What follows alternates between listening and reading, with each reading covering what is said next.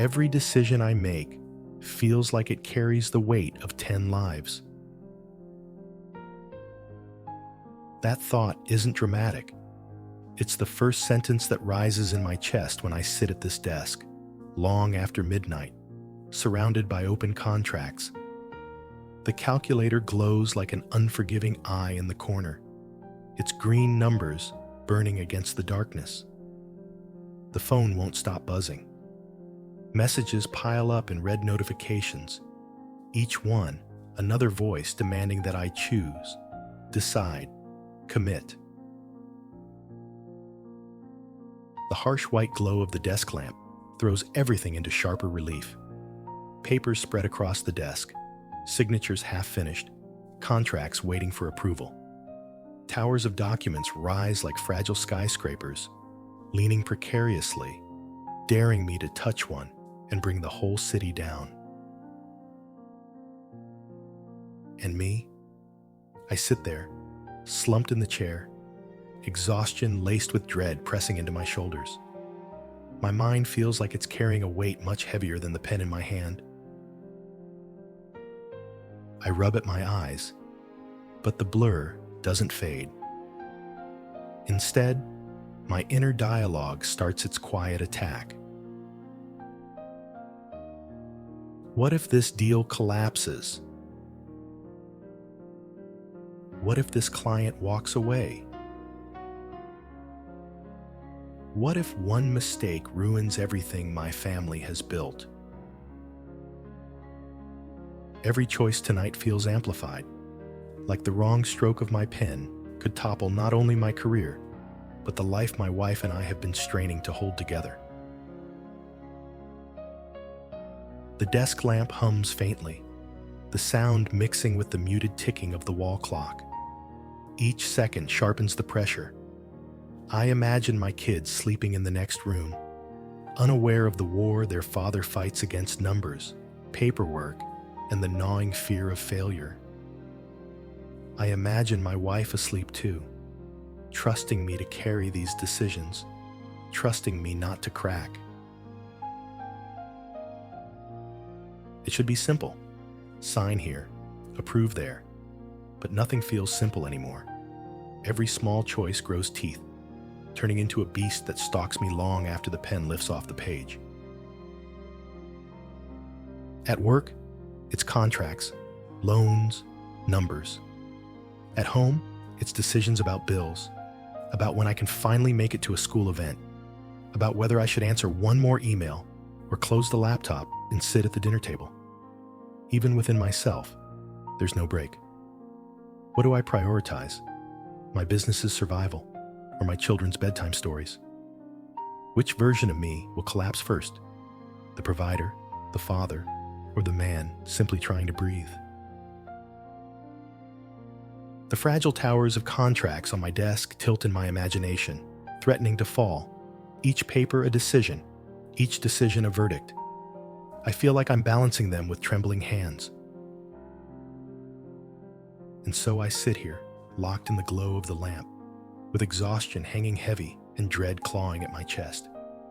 Tonight, I can't pretend. Tonight, every decision feels like it carries the weight of 10 lives. And the terrifying thought that creeps in is this: what if one wrong move finally makes them all come crashing down? Some nights, I replay every choice, as if I'm waiting for one of them to explode in my face. It sounds irrational when I say it out loud, but inside it feels real. The root of it isn't just paperwork or contracts, it's the stakes behind them. Each loan, each recommendation isn't just numbers. It's families, homes, futures. People trust me to steer them through systems I barely feel confident navigating myself. That's the root cause, leadership responsibility, the kind that keeps me up at night because it's not just about clients, it's about cultural duty too. Where I come from, failure isn't private. In my family, in my community, every stumble ripples outward. Success is proof you've honored your parents' sacrifices. Failure? Failure is shame that lingers like smoke. And so, every choice feels like a referendum on whether I am enough. Enough as a leader. Enough as a provider. Enough as a son who is given every opportunity to thrive. I ask myself questions in the silence. Do you second-guess every call, as if one wrong move could unravel years of effort? The answer comes too quickly. Yes. Do you feel like people are waiting for you to stumble? That one hurts deeper, because some days it feels like the truth. It's more than business pressure. It's the look in my parents' eyes when they ask how the firm is going, proud but watchful. It's the way peers in the industry measure each other by numbers, commissions, growth. It's the whispered comparisons. Who's scaling? Who's stagnating? Who's slipping? Decision fatigue isn't just tiredness. It's the erosion of trust in my own judgment. The more choices I face, the less I believe I can make any of them well. And when every choice feels like a test, I burn energy not only on the decision itself, but on the self-doubt that comes with it. The contracts on my desk look like fragile towers, but inside, it's me who feels fragile. One wrong nudge, and I could collapse too. I hear the echo of an old piece of wisdom. Decisions don't define you, how you adapt does. At first, I resisted it. It feels too simple, too easy for the weight I carry. But still, the words linger in the back of my mind, like a thread of light trying to pierce the dark room. I don't believe it yet, but I want to. Because right now, all I can see are the consequences if nothing changes. The burnout building in my body. The way my shoulders slump deeper each night. The thought of walking away from the business altogether.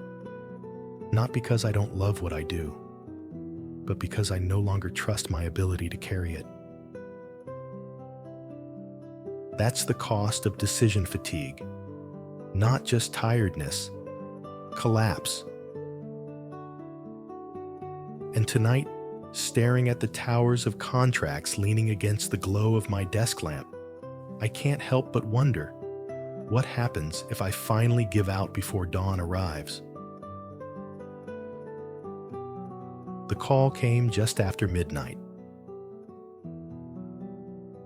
I stared at the phone for a second, debating whether to answer, but when I saw the client's name, I didn't have a choice. My thumb slid across the screen, and their voice rushed through the line, tight, urgent, laced with worry. They had been reviewing my loan recommendation and were full of questions, doubts, challenges. Leo, are you sure this is the right structure? What if it doesn't work out? What if we can't handle the payments? Each word landed like a hammer on fragile glass. I felt my pulse spike and my throat dry. My mind didn't stay present in that moment. It leapt straight into fear's echo chamber. What if I've already ruined their future? That loop repeated, louder and louder. What if I've already ruined their future? What if I've already ruined their future? The thought consumed every other possibility. I tried to speak calmly, to reassure them. But inside, my chest caved in under the weight. The email notifications started piling on top of it all, as if in coordination. My inbox exploded with alerts, compliance updates, client follow-ups, rate change notices. Each ping hit like a shovel of snow on top of an already unstable slope. The avalanche was coming. My hands gripped the edge of the desk. Hard, so hard my knuckles whitened. My shoulders slumped forward, a posture that betrayed the truth. I was collapsing under the invisible weight. My body mirrored what my mind was screaming. I can't hold this anymore. The contracts that had looked fragile before now seemed like looming walls ready to bury me. Each page a verdict, each signature a sentence. And me, just one tired man trying to hold the line between stability and chaos. I closed my eyes, but the darkness wasn't relief. It was louder. The thought loop kept circling, carving itself into my chest. What if I've already ruined their future? What if I've already ruined their future? For a fleeting, terrifying moment, I considered walking away from it all, closing the firm, ending the endless nights at this desk, giving up on being the one everyone relied on. The temptation of silence pressed against me. Silence would mean no more decisions, no more weight, no more watching fragile towers lean closer to collapse. But the silence I imagined was hollow, not peaceful. It felt like absence. It felt like failure. It felt like disappearing from the very people I loved, the very people I had built all of this for.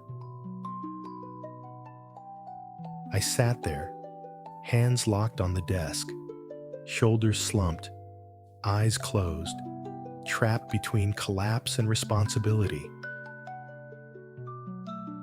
That was the bottom. No answers, no relief, just the echo of a thought that wouldn't let me go.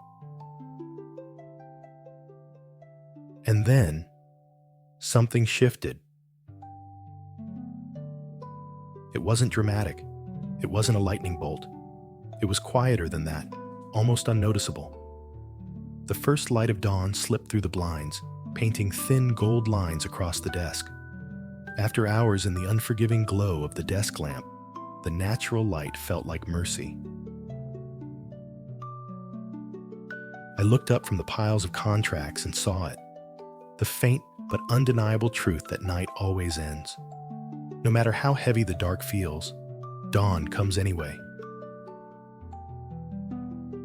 And in that quiet moment, I heard myself say words I didn't plan. Words that rose from somewhere deeper than fear. No single decision defines me. What matters is how I move forward. The truth of it hit harder than the fear ever did. I thought of every wrong turn I'd ever made, deals that collapsed, risks that didn't pay off, mistakes that left me awake at night. And yet here I was, still standing, still choosing, still learning. Every decision, even the wrong ones, had carried me to this moment. None of them had destroyed me. They had shaped me. I let out a shaky laugh, half relief, half disbelief. For so long, I had been treating each choice as a final verdict, as if one misstep could erase everything. But the dawn light reminded me, life isn't a courtroom. It's a road. And roads bend, twist, turn back, move forward. The point isn't to never stumble. The point is to keep moving. I whispered the words, testing their strength. I choose, I learn, I grow. The whisper felt fragile, but it was there. I said it again, steadier this time. I choose, I learn, I grow. The third time, my voice was bold, steady, unflinching.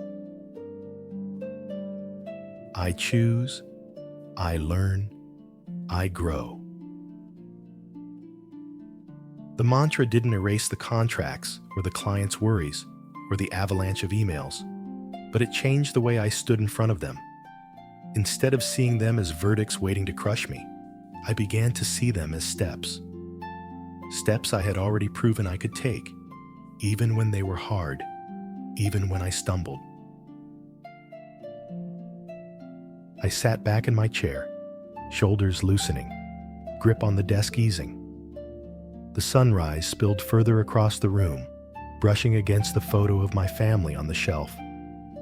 Their faces in that light looked less like reminders of the weight I carried and more like proof of why I kept choosing, why I kept moving. The proof isn't in never failing, I said quietly, but with conviction. It's in standing back up each time. The words settled in me like bedrock, not just a line to repeat, but a truth I could hold. And as the sun rose over Melbourne, turning the Yarra River into liquid gold, I felt something I hadn't felt in a long time. Steadiness. Not because the decisions disappeared, but because I finally understood. I am not defined by the weight of each one.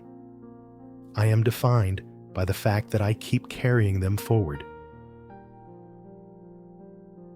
No single decision defines me. What matters is how I move forward. That sentence still lingers in my chest as the light of morning stretches further into the room. It doesn't erase the exhaustion, but it reframes it. And I know if I don't anchor this shift, the weight of choices will pull me right back into the spiral by nightfall. So I reach for my notebook, the one I usually leave untouched at the corner of my desk. Its cover is worn, the pages crinkled from weeks of neglect. Tonight, or maybe I should say this morning, it doesn't feel like an accessory.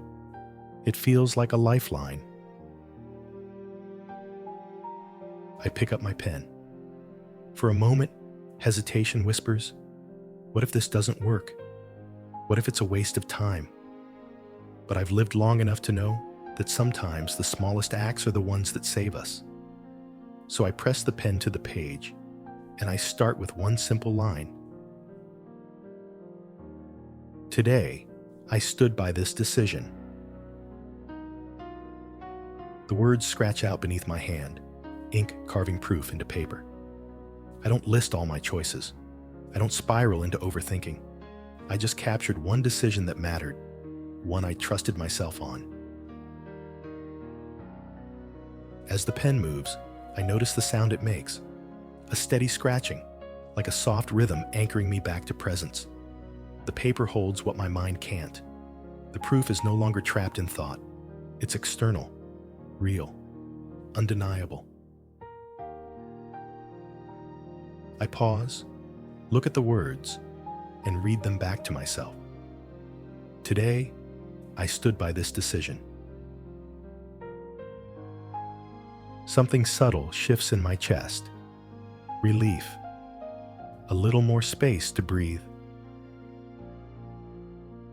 I let my shoulders fall back against the chair and whisper the affirmation, testing its weight.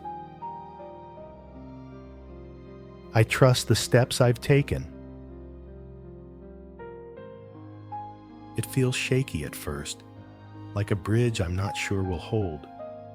But I say it again, louder this time. I trust the steps I've taken. And once more, firm and steady until it fills the room. I trust the steps I've taken. The words vibrate in me, aligning with the scratch of the pen, the weight of the notebook in my hands. For once, I don't feel like decisions are enemies waiting to pounce. For once, I feel like they're markers along a road I'm already walking. The notebook lies open on the desk, pen resting across it, ink drying into permanence. A small, ordinary symbol, but it carries something bigger. Proof in ink. Proof that I'm not drifting in a storm of endless choices. I'm still steering, one decision at a time.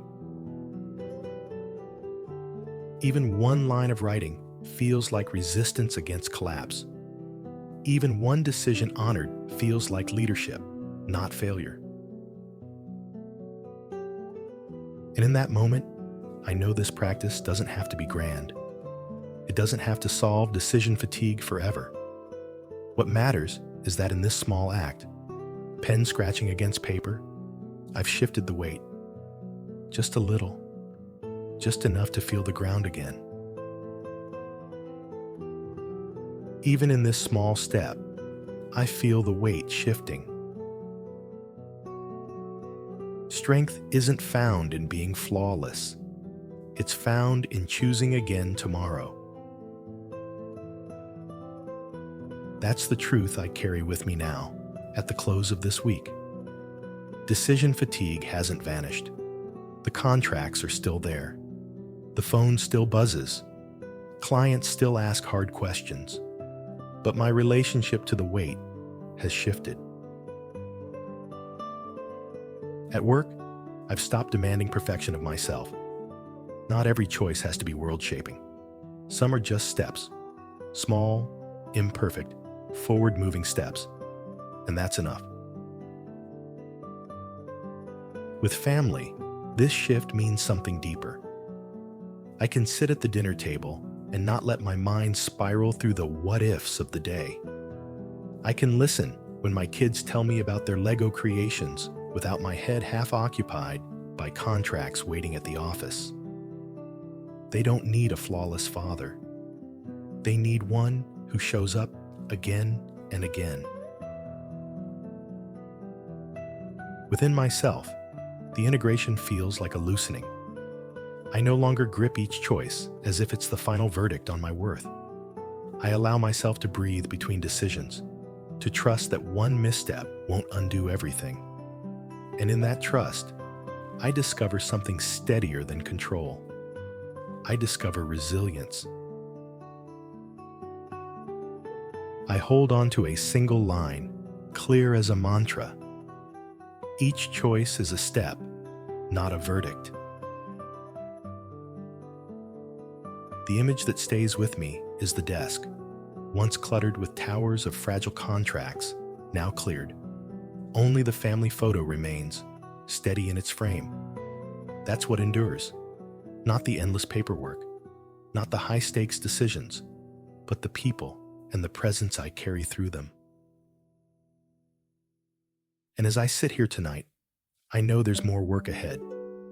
Decision fatigue was one weight, but behind it, another voice waits in the shadows. Perfectionism. If choices drained me, perfectionism is the chain that keeps me bound. Next week, I'll face that chain. For now, I leave this question lingering in the quiet. What's one decision I trusted myself on this week? I close with the rhythm that steadies me.